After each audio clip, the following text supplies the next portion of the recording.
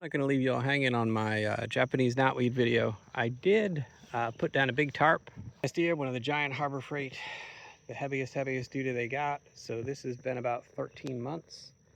This whole patch was covered up in, geez, I don't know, probably 6-foot knotweed. So last year in the fall, I actually tried planting this winter rye. I got a whole bag of it for 20 bucks. And it's finally heading. It's actually a very beautiful plant.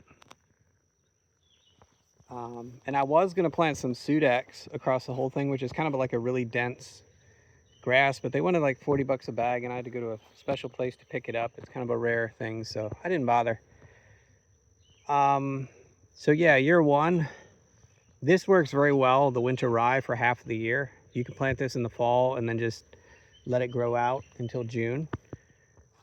This is what I picked after a week, and there were some heavy rains out of this whole patch, which is, I don't know, maybe a 20 by 20 patch.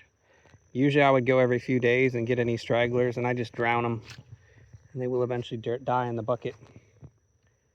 But and I think the rye is has a little allelopathic quality. So what I do every few days is I go around the perimeter just to make sure there aren't any jumpers, usually with a glove because there is poison ivy back here. The only problem I foresee is potentially the poison ivy and the kind of coming up and growing together, and then I have to kind of stick my hand in the poison ivy.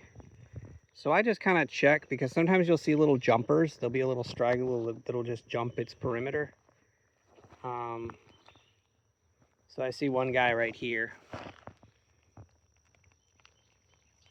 And I just go every few days. I haven't done this in a week, but usually I'd go every few days and I just check the perimeter and see if there's any jumpers. I'm kind of letting the native vegetation grow up. And, you know, every once in a blue moon, I'll check far. It's very rare that anything extends past the tarp. But, you know, it can happen. And so, yeah, I'm not really seeing anything. So this is the one little piece I saw. Let me zoom out a little here. And I am going to show you I was careful how to walk on this tarp. I don't want to put a hole in it. But the Harbor Freight does seem to be holding up well after a year. So this is the little patch we have. I pulled up just to show you.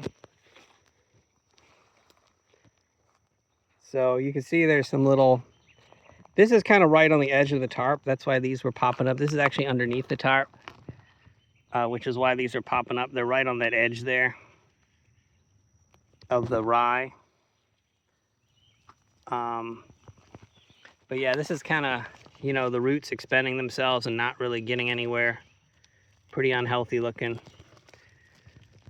And these I don't even worry about. They're not going anywhere. They're just eating up the energy of the root system. So yeah, I'm pretty satisfied with my natural control so far. I think with careful planning, using rye and some other kind of cover crop next summer, I'll probably have this thing completely knocked out in about 3 years without using any sort of pesticides.